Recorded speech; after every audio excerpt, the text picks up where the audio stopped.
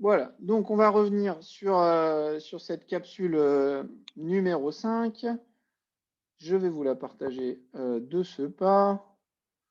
Hop là, tac. Donc normalement, vous devez voir mon PowerPoint. Tac, tac. Je vérifie juste un truc avant. Hop, hop, hop, hop, hop. Hop là. Voilà, c'est bon. Hop. Ok. Donc, la capsule 5, hein, pour mémoire, elle est en ligne. Le sujet central de cette capsule, c'est le diagramme fondamental. Le diagramme fondamental, on en a déjà parlé à deux moments, TP1, TP2, au moins, je crois. Et qu'est-ce que c'est? C'est un peu le saint graal du traficien, puisque ben voilà, c'est ce qui nous permet de représenter ce qui se passe sur une infrastructure, mais aussi d'anticiper et de modéliser. C'est aussi un modèle en tant que tel, le diagramme fondamental. Donc on va revenir sur cet objet-là, parce que si vous continuez avec nous, vous allez en parler, enfin, on va en reparler à de nombreuses fois. Et puis même, voilà, si vous bossez après dans le domaine de la mobilité, c'est quand même un truc qui revient de manière assez fréquente au niveau opérationnel. Et avec, on va voir la petite relation fondamentale qui va avec. C'est juste une équation, hein, mais qui permet voilà, de jouer avec ce diagramme fondamental. Et on va utiliser tout ça pour des cas très simples. Bah, ce sera voilà, présent au test, hein. Attention, warning pour l'examen de la semaine prochaine. Alors, on va commencer tout doucement. On va considérer des observations, des mesures du trafic qui ont été effectuées par des boucles de comptage. Maintenant, vous connaissez bien ça. Ces boucles de comptage, c'est des petits circuits électriques dans la chaussée. Une voiture qui passe dessus, c'est une masse métallique qui induit un petit courant électrique, enfin un champ magnétique. Et puis, on détecte comme ça le passage des véhicules. Donc, on a du trafic qui va du bas vers le haut. Et puis, en certains endroits, on a des boucles qui nous permettent de mesurer, en certains endroits, les instants de passage TI du véhicule I, enfin des véhicules I, les vitesses individuelles, le temps d'occupation, d'accord? Donc, pour chacun des petits véhicules. Temps d'occupation, pour mémoire, c'est le pourcentage du temps pendant lequel la boucle est occupée par un véhicule. Donc, finalement, c'est un estimateur un petit peu de la concentration. Voilà. Donc, à partir de tout ça, nous, on avait déjà vu ça en TP2, je crois. On peut avoir une vision plutôt macroscopique, donc pas considérer les particules une par une, pas considérer les véhicules un par un, mais plutôt comme un flux. Et donc, ça nous donne accès au débit, qu'on note Q, hein, vous le savez, la concentration K, et la vitesse du flot V, qui est voilà, une façon de faire la moyenne des vitesses individuelles. Le débit, c'est le nombre de véhicules par unité de temps. La concentration, c'est le nombre de véhicules par unité d'espace. Jusqu'ici, que des banalités. Nous, on s'intéresse à des observations qui ont été mesurées sur une autoroute anglaise qui s'appelle M6, qui est longue de 13 km. Voilà. Et si on s'intéresse à la visualisation de ces conditions de trafic, on peut obtenir la chose suivante. On a donc du trafic sur notre M6 qui va du bas vers le haut.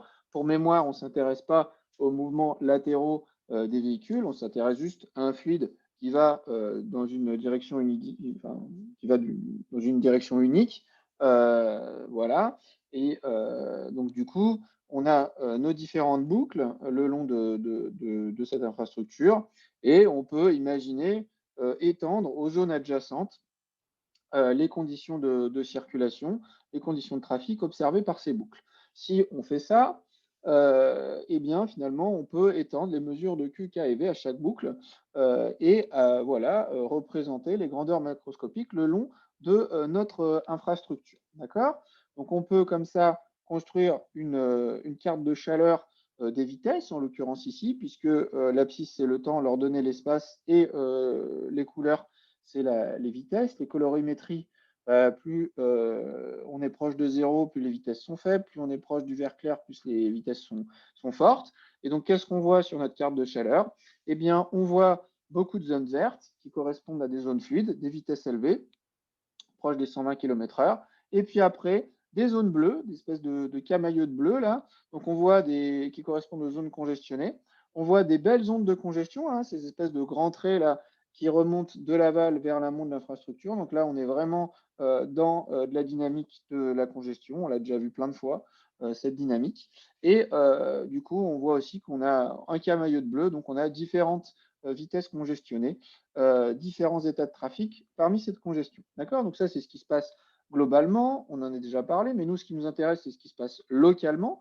Donc on va s'intéresser à une boucle de comptage et on va représenter les valeurs du débit en fonction de la concentration. Donc, on abscisse la concentration en véhicules par kilomètre. J'ai le débit qui est ici exprimé en véhicules par minute. Hein, on prend plutôt du véhicule heure normalement en ordonnée. Historiquement, c'est un monsieur qui s'appelle Greenshield qui a fait ça pour la première fois en 1935, de représenter ça comme ça. Et ça, on l'avait fait en TP1, TP2. Qu'est-ce qu'on peut dire de ça? Bah, on peut déjà distinguer des observations, des mesures qui correspondent à une situation fluide, des mesures qui correspondent à une situation congestionnée. En l'occurrence, nos petites croix ici correspondent à des situations fluides, puisque finalement, plus on met des gens sur notre infrastructure, donc plus la concentration augmente, plus le débit augmente. D'accord? Concentration augmente, débit augmente, on est vraiment dans une situation fluide. Plus je mets de gens, mon débit est fort. Et puis, on observe une situation congestionnée, mes petits triangles gris, puisque là, plus je mets de gens, plus le débit baisse. D'accord? Donc là, on est vraiment dans une situation congestionnée. Et on pourrait imaginer que si on tasse vraiment les gens, on a un débit proche de nul, proche de zéro, pardon, un débit nul. Voilà, donc situation fluide, situation congestionnée, voilà ce qu'on disait jusqu'alors. Maintenant, on va essayer d'aller plus loin et on va essayer d'approximer ce nuage de points par plein de formes différentes. Et finalement, la fonction qui va nous permettre d'approximer ces différents points de mesure, c'est ça qu'on va appeler le diagramme fondamental ou le DF par son petit nom raccourci, son petit surnom. Et donc, du coup, c'est vraiment quelque chose, voilà, une modélisation que de simplifier ces nuages de points par une fonction, voilà, qui peut prendre différentes formes. Donc, on avait commencé, je crois que M. Greenshield, il avait commencé par faire une parabole, mais on peut faire aussi quelque chose qui est un peu biparabolique ou un truc comme ça. Donc, il faut un peu avoir quand même les yeux de l'amour ou la foi hein, pour imaginer que ces fonctions représentent bien les points qui sont dessous. Voilà, donc qu'est-ce qu'on retrouve dans ces fonctions? On retrouve voilà, la partie fluide où quand on rajoute des gens, le débit augmente, une valeur sommitale qui va correspondre à la capacité maximum de notre infrastructure. Et puis après, en congestion, plus on rajoute des gens, plus le débit baisse. Ça peut être une forme trapézoïdale. Donc trapézoïdal, ça veut dire qu'on a une relation qui est linéaire en fluide, puis après on a un plateau. Donc on va observer un trafic à capacité pour un grand nombre de valeurs de concentration, et puis après on repasse dans une zone congestionnée où le débit va décroître linéairement avec l'augmentation de la concentration. Et puis finalement, au fil des années, au fil des recherches, hein, il y a des gens qui ont fait des thèses entières là-dessus, on s'est arrêté sur une forme qui est plutôt triangulaire. Alors un triangle qui n'est pas isocèle, hein, voilà, avec. Alors pourquoi? Parce que finalement, si on fait les choses proprement en termes d'approximation à travers le nuage de points, on s'est aperçu que le triangle n'était pas mauvais. Et puis aussi, après, on va le voir, on l'utilise pour faire de la modélisation et la forme triangulaire simplifie grandement les calculs. Donc deux raisons pour lesquels on s'est arrêté sur cette forme triangulaire. Donc, si vous devez retenir quelque chose, c'est qu'un diagramme fondamental sur autoroute, donc c'est ce qui va représenter un tronçon autoroutier, c'est ce qui va représenter la dynamique d'un tronçon autoroutier, ça a une forme triangulaire. Ensuite, on peut utiliser ça pour faire de la modélisation, en l'occurrence de la modélisation macroscopique, puisqu'on représente le trafic sous la forme d'un flux continu. Par analogie avec la mécanique des fluides. Donc, on va se doter d'une équation de conservation des véhicules. Ça, on en a déjà un tout petit peu parlé. La dérivée de la concentration par au temps plus la dérivée de la concentration du débit par rapport à l'espace est égale à 0. Ça, c'est juste une équation de conservation. Et puis, une définition du débit que nous, on va appeler équation fondamentale, qui est le fait que Q est égal à K fois V. Donc, le débit, c'est égal à la concentration fois la vitesse. D'accord? Une fois qu'on a dit ça, on n'a pas tout dit, puisqu'on a besoin d'une équation comportementale pour lier le débit à la concentration, et ça, je vous le donne dans le mille, c'est le rôle du diagramme fondamental, le DF. D'accord? Si on se donne un DF, du coup, on rentre dans le cadre du modèle LWR pour Lytle, Witham et Richards, 55-56, des chercheurs qui ont adapté un modèle de mécanique des fluides au cas du trafic. Ce qu'il faut retenir là-dedans, c'est que le trafic est en permanence dans un état d'équilibre. On ne va pas rentrer dans les détails de qu'est-ce que c'est un état d'équilibre en trafic. Une fois de plus, il y a des thèses entières là-dessus. Mais par contre, ce qu'il faut retenir, c'est que les états d'équilibre, c'est-à-dire les états possibles, les états qu'on va observer sur notre infrastructure, sont décrits par le diagramme fondamental. Forcément, ce qu'on va trouver comme conditions de trafic, c'est des conditions qui sont décrites par notre diagramme fondamental. Notre diagramme fondamental, c'est donc cette forme triangulaire en bas qui relie le débit à la concentration. On peut le définir à travers un certain nombre de paramètres, des paramètres qui sont en plus observables sur le terrain, à savoir Vmax, qu'on note aussi U parfois, qui est la vitesse libre, c'est-à-dire en gros la vitesse maximum, qui correspond peu ou prou à la vitesse autorisée, qui va être donc la pente de cette partie linéaire. Donc cette partie linéaire en fluide, eh bien, c'est une pente qui est croissante jusqu'à atteindre un sommet qui correspond à la capacité qu'on note Qx, d'accord? Donc le débit maximum pouvant s'écouler sur notre infrastructure. À cette capacité, on peut lui relier une concentration qu'on a de cassée, la concentration critique. Donc pour les concentrations qui sont plus faibles que cassées, on est en situation fluide. Pour les situations qui sont plus fortes que cassées, on est en situation critique. Jusqu'à atteindre un moment où il y a le débit qui est complètement nul, qui correspond à une concentration maximum. Là, c'est comme si on tassait les véhicules au maximum, de telle sorte qu'ils ne peuvent plus bouger. Et donc ça, c'est Kmax, d'accord? La concentration maximale. Et puis, on a W, qui est la pente de la partie décroissante, qu'on appelle aussi vitesse d'onde de redémarrage. Et ça, c'est un paramètre aussi qui est facilement observable.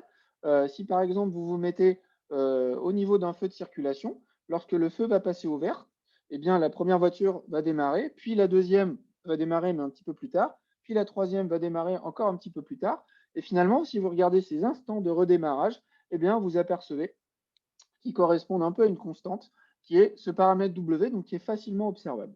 Bref, tout ça pour vous dire que la plupart du temps, l'EDF, soit on vous donne les paramètres, soit on essaye d'estimer ces paramètres, et après on trace un triangle, soit sinon, on prend un nuage de points, un nuage d'observation, et on essaye d'approximer un triangle qui passe par ce nuage de points. Voilà, donc ça c'est le diagramme fondamental, ça représente les seuls états possibles qu'on va retrouver sur notre infrastructure quand on se met dans le cadre d'une modélisation LWR. OK? Donc, si on fait une petite synthèse, finalement, ce triangle, c'est une fonction du débit, enfin, ça nous donne le débit en fonction de la concentration. Donc, on peut le noter, par exemple, QE de K, ce débit.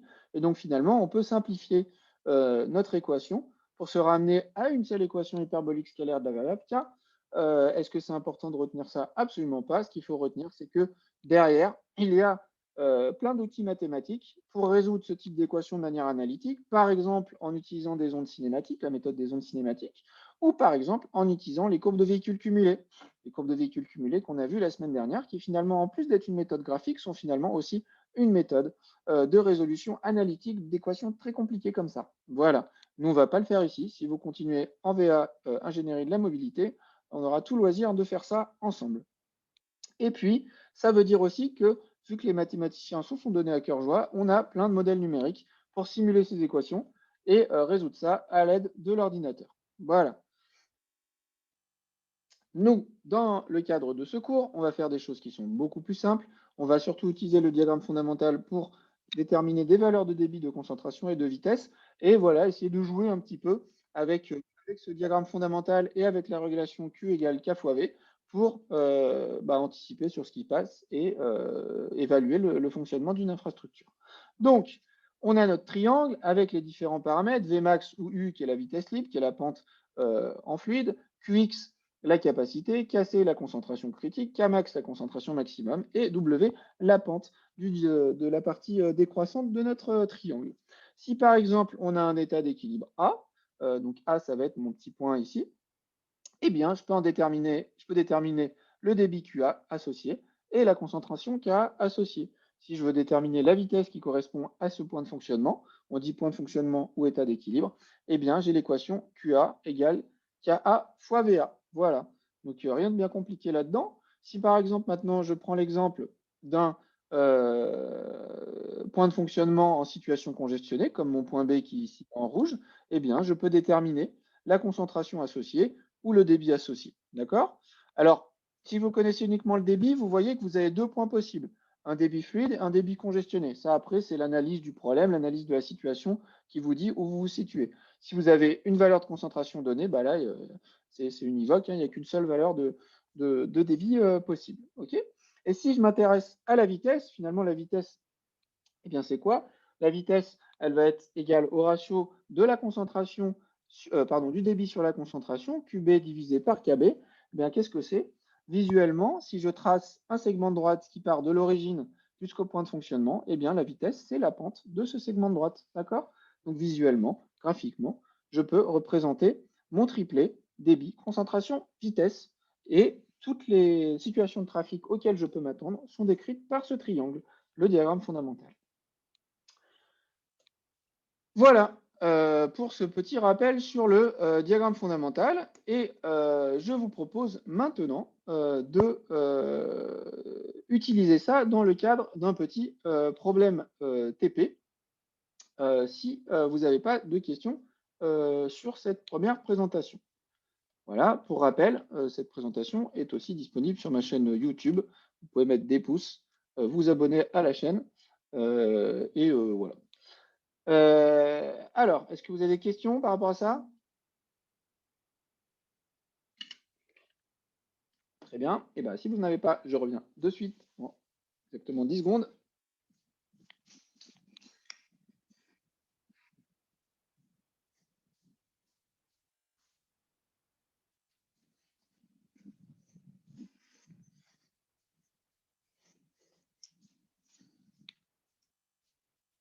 Et voilà, hop. Et donc, on va continuer avec le petit problème du jour. Donc, j'ai oublié de le dire, si, j'ai oublié de le dire en introduction, le sujet est présent sur le Moodle. Donc, j'espère que vous l'avez déjà téléchargé. Sinon, allez-y de ce pas. Alors, hop là. Moi, je l'ai téléchargé, évidemment. Hop. Tac. Donc, je vous mets ça en plein écran. Si jamais vous ne le voyez pas, vous criez très fort. Hop là. Donc, c'est ce qu'on normalement on fait en vrai, hein, tous ensemble, ce TP3, qui n'est pas vraiment un TP puisqu'il s'agit d'exercices, avec normalement des vrais profs qui vont vous faire un point sur le diagramme fondamental et puis sur les courbes de véhicules cumulés. Bon, ça, on a déjà fait ça ensemble dans la capsule 4 et la capsule 5. Et donc, on peut passer au petit problème qui s'appelle analyse de données expérimentales. Deuxième warning, ça ressemble vraiment beaucoup à ce que je mets classiquement enfin non, pas classiquement parce que les examens changent chaque année, mais ça ressemble beaucoup à ce qu'il peut y avoir en examen cette année. Voilà, donc la figure 1, ici, présente de manière schématique, voilà, une section de route avec une réduction de voies, d'accord? Et donc, on a deux boucles de comptage, celle qui est localisée au point 1, juste en amont de la réduction du nombre de voies, et celle qui est localisée au point 2, encore plus en amont de la réduction du nombre de voies, d'accord?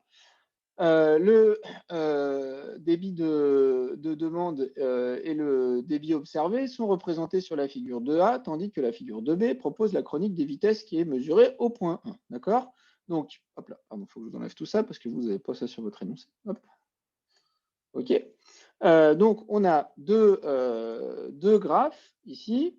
Quelque chose qui représente du débit en fonction du temps et quelque chose qui représente la vitesse en fonction du temps. D'accord? Et donc, la première question, c'est d'identifier entre la courbe bleue et la courbe rouge, donc sur la figure 2A, quelle couleur correspond à l'évolution du débit et quelle couleur correspond à l'évolution de la demande. D'accord? Donc là, c'est vraiment une question d'analyse du graphe. Donc, comment on fait?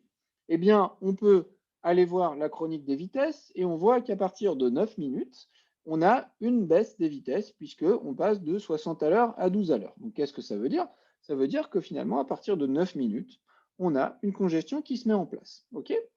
Si on va voir notre chronique du débit, on a un débit qui est d'abord égal à 600 véhicules heure, puis à 1200.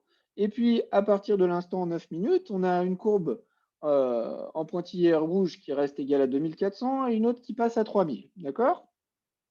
Donc là, on sait qu'il y a une congestion qui s'est créée. Donc finalement, quand il y a une congestion, ça veut dire quoi? Ça veut dire que notre goulot d'étranglement ne peut pas absorber toute la demande. Donc finalement, la valeur la plus faible qu'on va observer, c'est celle du débit. Donc le débit observé, c'est bien la courbe en rouge pointillé et la demande, c'est la courbe en bleu. D'accord? Donc ça, c'est ce qui se passe quand on a une congestion qui apparaît. Et ce qu'on peut voir aussi, c'est qu'à un moment, la courbe bleue, la demande, elle repasse en dessous de la courbe rouge.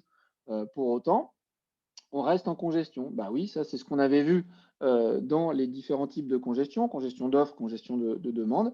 Eh bien, tant qu'il y a une file d'attente, le débit observé correspond au maximum de la capacité. Jusqu'à quand? Jusqu'au moment où la file d'attente est complètement résorbée. D'accord? L'instant 37 minutes. OK? Donc là, rien de bien compliqué. On a la courbe bleue qui correspond à la demande et la courbe en rouge pointillé qui correspond au débit. D'accord? Donc ça, c'est la question 1. Est-ce que vous avez des remarques ou des interrogations par rapport à cette première question? Très bien. On peut donc passer à la question 2, où on vous demande une estimation de la capacité en aval du point 1 et puis en amont en précisant votre raisonnement. Alors là, la réponse, bah, je vous l'ai déjà écrit ici en rouge. Ce qui va limiter le débit, c'est donc la capacité en aval du point 1, d'accord, la capacité du goulot d'étranglement. Donc on voit que le débit observé, ici, c'est 2400 véhicules par heure. Et donc c'est ça qui correspond à QX pour une voie, c'est-à-dire la capacité d'une voie. D'accord? Le débit observé, il est limité par la capacité du goulot d'étranglement ici, c'est-à-dire la capacité d'une voie de circulation. Donc la capacité d'une voie de circulation, c'est 2400 véhicules heure. Si on veut la capacité en amont du point 1, on a deux voies de circulation. Donc la capacité en amont, eh bien, c'est égal à 2 fois QX, soit 4800 véhicules par heure. D'accord? Donc rien de bien compliqué, c'est juste de l'observation et du bon sens. Le 2400 vient de débit observé qu'on a sur notre graphique. Et puis après, ben voilà, ça nous donne la capacité d'une voie. Et en multipliant par 2, ça nous donne la capacité des deux voies. D'accord? Donc maintenant, on va passer, sauf si vous avez des questions, on va passer à la partie 3, qui est de tracer en diagramme fondamental à partir des observations du débit et de la vitesse. Et puis, on va vous demander de calculer la vitesse aussi maximale de remontée des congestions, c'est-à-dire la pente du DF en situation congestionnée. D'accord? Alors, je vais basculer sur mon petit PowerPoint. Hop là, tac, hop là. Voilà, si vous ne le voyez pas, vous criez très fort. Donc, nous, on nous demande, hop, je vais remettre ça ici. Il n'est pas content, lui, quoi. Hop. On nous demande de calculer un diagramme fondamental à partir des observations du débit et de la vitesse. Aïe, du débit et de la vitesse. D'accord? Donc, nous, on a à notre disposition ces deux petites chroniques. Et comment on va faire? Eh bien, on va utiliser la relation Q égale K fois V, OK? Et on va calculer la concentration correspondant aux différents états de fonctionnement. En effet, on voit ici sur notre petit diagramme qu'on peut noter trois états. L'état numéro A, qui correspond à un débit de 600 véhicules heure. L'état qu'on va appeler B, qui correspond à un débit de 1200 véhicules heure. Okay. Et puis l'état C, qui correspond à un débit de 2400 véhicules heure. D'accord? Donc finalement, là, je connais les débits, là, j'ai les vitesses, donc je vais pouvoir calculer la concentration et je vais pouvoir positionner mes points sur mon diagramme fondamental. D'accord? Donc si je reprends mon diagramme fondamental, bon, là, vous voyez la réponse, mais je vais vous reconstruire tout ça. OK? Donc là, on a notre concentration et nos débits. On sait déjà que la capacité maximale, eh bien, elle va être limitée hop là, à 4800 véhicules par heure. Donc, on sait qu'on ne pourra pas excéder cette capacité. Et après, bah, le jeu, ça va être de positionner les points aux bons endroits pour pouvoir tracer la partie linéaire ou alors d'estimer le paramètre U, peu importe, la vitesse libre. Et puis après, pareil, positionner un point à congestion pour tracer la partie congestionnée. Alors, pour calculer KA, bah, ce n'est pas compliqué. KA, on a dit que c'était QA divisé par VA, hein, c'est l'équation fondamentale. QA, ça vaut 600, VA, ça vaut 60, donc on a 10 véhicules par kilomètre. Okay, donc je peux poser hop, mon premier point, d'accord, ici. Okay, donc on sait déjà que voilà, ma partie linéaire, elle passera pour mon origine et ce point-là. D'accord, ok, donc ça me donne voilà, ma première partie. Donc je pourrais déjà calculer la vitesse libre ici, hein, mais pour vérifier, ou pour vérifier qu'en tout cas c'est linéaire, je peux faire la même chose pour le point B. Ok, donc le point B, là c'est directement KB, c'est QB sur VB, donc 1200 divisé par 60, ça nous fait 20 véhicules par kilomètre. D'accord? Donc finalement, hop là, hop, puisque les deux points en fluide, puisque les deux points en fluide ont la même vitesse, on peut donc bien supposer qu'on est dans une relation linéaire et donc on a une vitesse libre, U ou Vmax, qui vaut 60 km par heure. Ce qui peut m'intéresser aussi, c'est la concentration critique, hein, donc finalement celle qui correspond à mon sommet. Et donc ma concentration critique, comment je peux la calculer? Bah, toujours avec cette relation-là, ça va être Q divisé par QX, la capacité divisée par V, donc QX divisé par U. On a vu que QX, ça volait 4800 véhicules heure, divisé par 60, donc ça nous fait une concentration critique de 80 véhicules par kilomètre. D'accord? Hop là, donc ma concentration critique qui correspond à mon sommet à capacité. Hop, tac, je vous la remets ici. Voilà, d'accord? Donc là, on vient de faire la partie linéaire. Ok, donc rien de bien compliqué. J'observe des états pour lesquels je connais les débits, j'ai la vitesse, j'en calcule les concentrations. Il n'y a vraiment rien de compliqué. Ok, donc maintenant, on peut passer au point congestionné. D'accord, donc l'état C. Donc KC, c'est quoi? Bah, c'est QC divisé par VC. Donc QC, on a vu que c'était 2400. La vitesse en congestion, c'est 12 km/h. Donc ça nous fait un point de concentration à 200 véhicules par kilomètre. Donc je peux positionner mon point ici. Hop là. Tac, je peux positionner donc mon point C. Hop là. Donc là, vous voyez la construction qui est ici. OK. Et puis bah là, hop, je peux tracer ma partie linéaire. OK. Donc, si je veux calculer comment ça s'appelle? Si je veux calculer, hop, voilà. Si je veux calculer ma pente W, comment je fais? Hop, ben ça c'est pas compliqué non plus. Tac. La pente W, ça va être quoi? C'est la pente de cette partie, de la partie droite de mon triangle. Donc, comment je fais pour calculer une pente? Ben, je prends par exemple ces deux points de fonctionnement qui sont là, hein. Donc, je fais la différence de débit, ça va être QX moins QC, divisé par la différence de concentration, donc K critique moins KC. OK. Et puis, bah, voilà, je remplace par des valeurs numériques et ça me fait un W qui est égal à moins 20 km/h. Pourquoi il est négatif? Bah, tout simplement parce que c'est une vitesse de remontée d'onde de redémarrage, c'est une vitesse de remontée maximale des bouchons. Et donc, du coup, elle va dans le sens inverse du trafic. Et c'est pour ça que cette valeur est négative. D'accord? Voilà. Donc là, on a fait le tracé de ce diagramme fondamental. Oui? Oui, oui, oui. Est-ce que vous pourriez expliquer comment on trouve le cas critique, s'il vous plaît? Oui, pas de problème. Alors, cas critique, c'est toujours je joue juste avec mon équation Q égale K fois V. Donc, K critique, c'est la concentration qui correspond à l'état d'équilibre à capacité. Donc, à capacité, c'est le sommet de mon triangle. À capacité, mon QX, il vaut 4800 véhicules par heure. D'accord? La vitesse, bah, c'est la vitesse libre, hein, c'est la vitesse de ma partie fluide. Donc, en fluide, tous les points ont la même vitesse, à savoir 60 km par heure. Hein. On le voit là sur le diagramme, on le voit si vous voulez recalculer la pente entre QA et QB.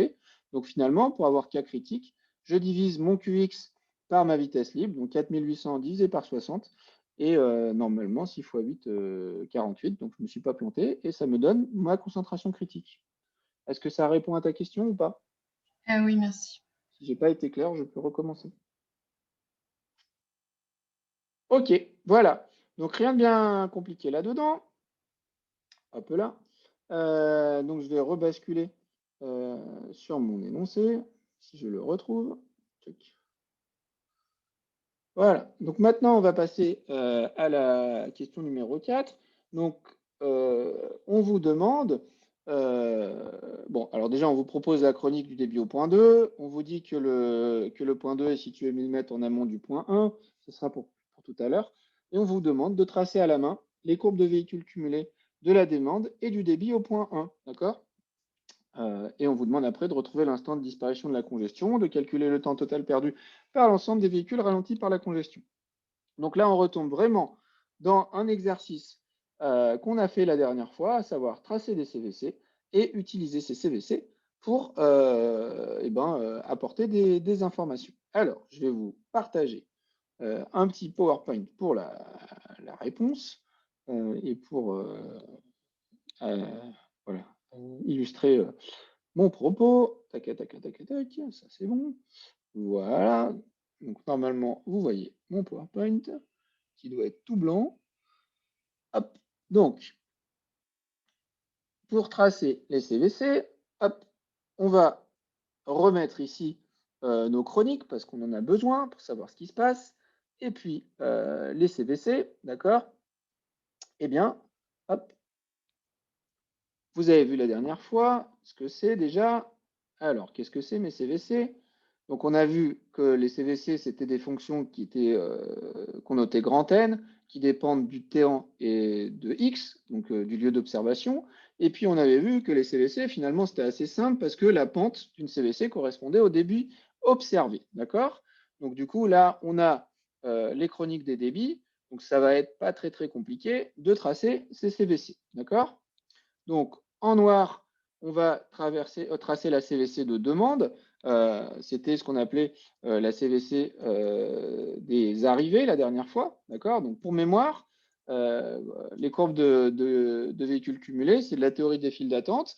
On suppose des files d'attente qui sont verticales et donc on regarde en un endroit, donc ici en l'occurrence au point 1, à quel moment les véhicules qui souhaitent passer le point 1 arrivent et à quel moment ils vont partir. D'accord? S'il n'y a pas d'attente, bah, ces deux courbes sont superposées. Un véhicule qui arrive repart aussitôt. S'il y a une attente, bah, le véhicule arrive, est stocké, et puis jusqu'à son départ effectif. Et donc là, on a la création d'une file d'attente. Donc en noir, la CVC de demande des arrivées. En rouge, la CVC réelle. Alors, la première chose à faire, ça va être de voilà, tracer donc ces CVC. Donc en abscisse, on a le temps en minutes. On va noter là-dessus les instants qui sont intéressants.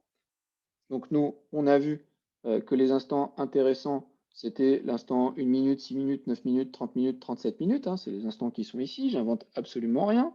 Et puis en ordonnée, eh bien, on a, comme vous vous en souvenez, hop, le nombre de véhicules. D'accord? Hop là. OK? Et donc après, bah, tout l'enjeu, ça va être de tracer cette CVC. Donc on va commencer, comme à chaque fois, par tracer la CVC de demande, la CVC des arrivées. Donc de 0 à 1 minute, qu'est-ce qui se passe? Bah, absolument rien, on a un débit qui est nul. Et puis après, entre 1 et 6 minutes, qu'est-ce qui se passe? Eh ben, on a un débit qui est constant à QA, d'accord? Donc on a une CVC de pente QA, d'accord, jusqu'à 6 minutes, ok? Ensuite, entre 6 et 9, bah, il n'y a rien de compliqué. On va se retrouver avec une droite, un segment de droite de pente QB, d'accord? Hop là. Donc ça vaut QB normalement. Hop. Voilà. Donc là, je fais rien de compliqué, hein. Je retrace juste ça sous la forme d'une CVC. Puis ensuite, de 6 à 30 minutes, hop, ma demande augmente et donc la pente de cette demande, ça va être voilà, 3000 véhicules par heure. OK? Et puis, une fois que j'ai passé les 30 minutes, je reviens sur un débit correspondant à un débit QA. D'accord? Hop là.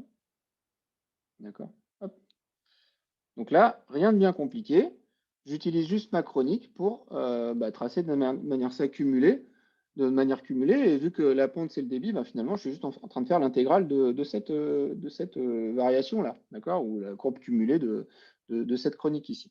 Donc ça, c'est ce qui se passe dans le meilleur de monde, c'est-à-dire la demande arrive et elle repart aussitôt. En vrai, ce n'est pas ce qu'on observe, puisque le débit observé est limité à QC entre 9 et 37 minutes, d'accord. Donc ma CVC réelle, à partir de l'instant 9 minutes, elle diverge de ma CVC de demande. Et donc, on a la formation d'une forme, là, qui est ici en triangle, là, mais qui peut prendre d'autres formes. Et ça, c'est le fait qu'on a une congestion. D'accord. Donc, l'instant d'apparition de la congestion, eh bien, c'est bien hop, 9 minutes, le moment où la CVC de demande et la CVC réelle commencent à diverger. Et puis, l'instant de disparition de la congestion, c'est le moment où elles se recoupent, d'accord. Et cette zone-là, ici, c'est ma zone de file d'attente, d'accord. Donc, le triangle ici eh ben, correspond, on a déjà parlé, à la présence d'une file d'attente. Et puis, son R, c'est le temps total perdu par les usagers. Si vous vous souvenez, puisque la courbe noire, c'est la courbe des arrivées en un point et la courbe rouge, c'est la courbe des départs, la distance horizontale entre la noire et la rouge, finalement, c'est le retard qui est subi par un véhicule. Et donc, si on fait l'air, on somme tous les retards. Et donc, l'air, c'est le temps total perdu par les usagers. Et ça, c'est assez intéressant quand vous êtes le gestionnaire de l'infrastructure. Donc maintenant, ce qu'on vous demande dans l'énoncé, c'est de retrouver TF, l'instant de fin de congestion, d'accord. Donc on essaye de retrouver cet instant 37 minutes, non pas par les observations, mais par le calcul. Et donc, comment on fait ça? Ça, on l'a fait plusieurs fois la dernière fois dans les exercices, hein. On va regarder les équations des segments de droite, ok. Et en l'occurrence ici, l'accroissement delta n, hein, entre les deux points ici, que vous suiviez le chemin noir ou le chemin rouge, vous avez le même accroissement. Donc du coup, vous pouvez comme ça calculer l'instant df, ok. Donc si on met ça en équation, eh bien delta n, c'est l'accroissement en nombre de véhicules, ok. Par le chemin noir, qu'est-ce qu'on va avoir? Hop, on va avoir que delta n, c'est égal à, hop là, c'est égal à quoi? Eh bien, en accroissement de valeur 3000, pendant combien de temps? Le temps pendant 21 minutes, pendant les instants 30 et 9 minutes. Et puis après, on a un accroissement de QA pendant combien de temps? Pendant T fin moins 30 minutes, d'accord. Et si on suit le chemin rouge, le delta n, il est beaucoup plus simple, puisqu'on a une seule pente, d'accord, qui est QC pendant combien de temps? Pendant le temps TF, là, l'abscisse de ce point bleu, moins 9 minutes, le départ de la congestion. D'accord. On suit juste les chemins et on calcule la hauteur parcourue. Voilà. Donc, il n'y a rien de compliqué là-dedans. Après, vous secouez le tout et vous trouvez votre valeur de TF. Et normalement, vous retrouvez 37 minutes ou peut-être 37, des pouillèmes, hein, parce que j'ai fait des arrondis. Voilà. Donc, rien de bien compliqué là-dedans. On a déjà fait plein de fois la dernière fois. Ok. Est-ce que vous avez des questions par rapport à ça?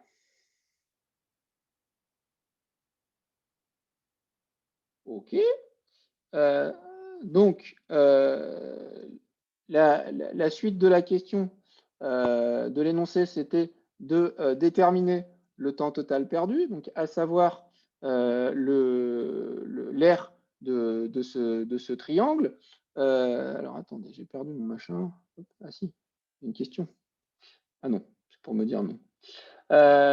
Donc, le temps total perdu, donc je vais vous remettre, hop là, il me faudrait 10 confinements, je pense, pour être efficace et arrêter de faire des bêtises quand je fais des cours à distance, ce que je ne souhaite pas.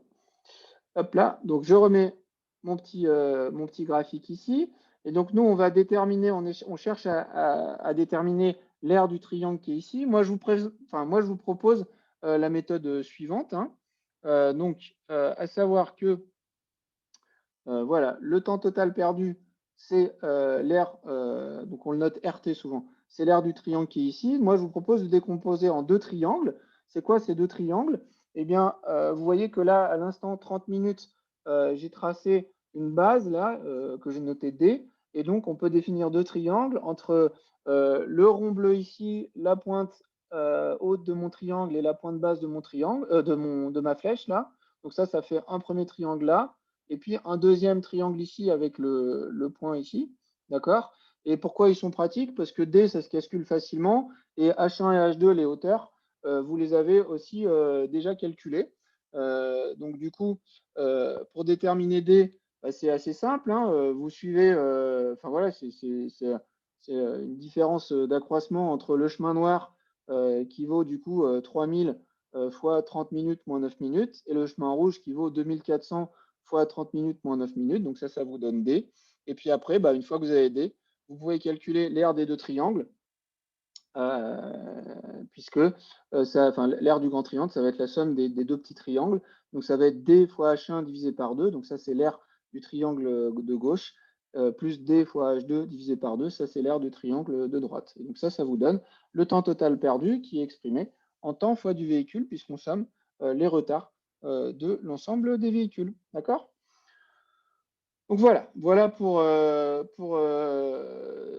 ces calculs. Donc là-dedans, une fois de plus, vous en test, il y a différents niveaux, hein. Il y a ceux qui arriveront juste à analyser les graphes, à utiliser la formule Q égale K fois V. Il y a ceux après qui arriveront à tracer les CVC correctement. Puis après, il y a ceux ou celles, d'ailleurs plutôt celles, qui arriveront à faire tous les calculs correctement. Voilà, mais il y a rien de compliqué là-dedans. Vous avez déjà fait des choses bien plus complexes. Donc ça, c'est ce qui clôt la question numéro 5, non 4. Voilà, et donc maintenant, on va rebasculer sur l'énoncé pour finir ça proprement. Voilà. Donc maintenant, on vous demande toujours à la main de tracer la CVC au point 2. Pourquoi je dis à la main? Parce qu'il ne faut pas vous embêter à ce que ce soit exactement à l'échelle, hein. Il faut que ça représente les phénomènes. Et puis surtout, allez pas me mesurer les grandeurs, hein. On fait des calculs, hein. On ne mesure pas avec sa règle. Donc on trace la CVC au point 2 et on vous demande s'il y a eu une congestion. Donc pour tracer la CVC au point 2, on a la chronique du débit au point 2. Et puis après, on vous dit, en comparant les CVC au point 1 et 2, identifier le passage du nombre de chocs et estimer la vitesse de l'onde. Donc ça, pour mémoire, on l'a déjà fait. On l'a déjà fait dans le TP numéro 2, je crois. Donc il y a pareil, rien de très compliqué là-dedans. Donc je vais rebasculer sur mon PowerPoint. Hop là, tac. Il est où mon PowerPoint? Hop. Non, vous le voyez pas? Si, vous le voyez? Non, c'est pas ça. Ah, voilà, hop, tac. Hop, voilà. OK. Tac. Donc, non, normalement, maintenant, vous le voyez. Hop.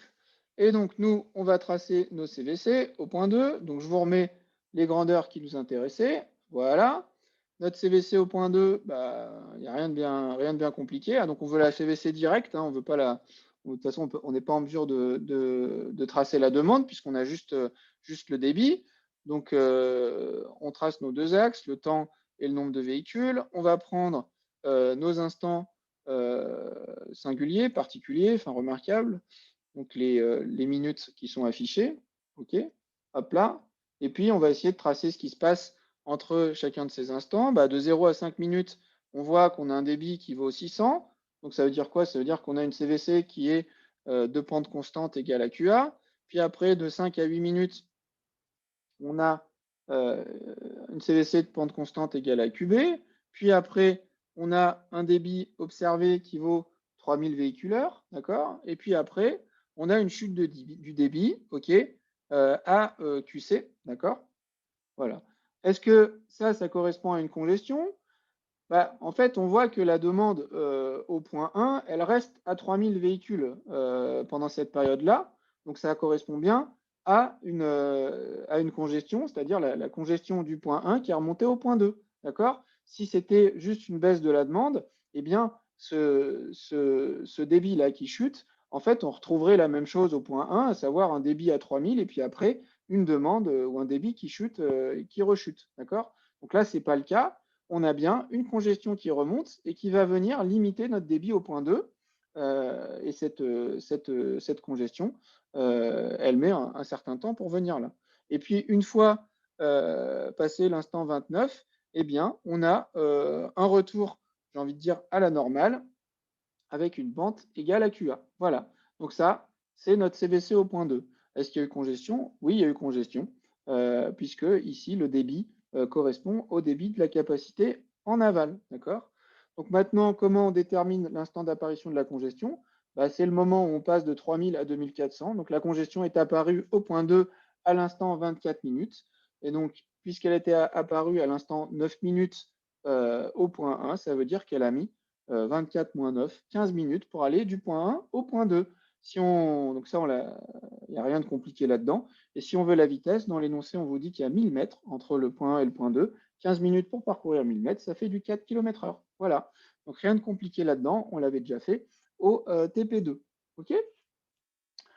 Voilà, donc ça, c'est ce qui clôt le petit problème du jour, voilà, qui mélange de l'analyse de graphes, hein, de rien de compliqué, du calcul à l'aide de la fonction de l'équation Q égale K fois V, du tracé de CVC, un peu de bon sens, et voilà. Donc, je vais arrêter le partage. Est-ce que vous avez des questions par rapport à ce problème?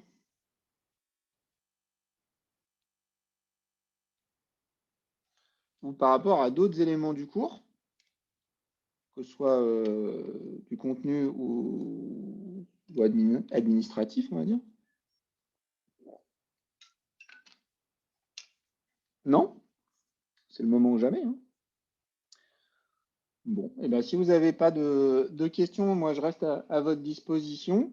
Voilà, vous avez le test la semaine prochaine. Donc moi, c'était du coup, enfin pour vous, c'était le dernier cours d'expat, mais aussi pour moi, parce que du coup, j'arrête bah, après vous. Voilà, ça fait suffisamment d'années que je fais le cours d'expat. Bon, il a eu lieu entièrement à distance. Voilà, j'espère que vous noterez que même si c'était ma dernière année, j'ai essayé de produire pas mal de nouveaux contenus pour que ce cours à distance se passe du mieux possible. J'espère qu'il vous aura donné satisfaction. S'il y a des choses qui sont mal passées, ben, j'en suis désolé. Voilà, bah, révisez bien votre examen.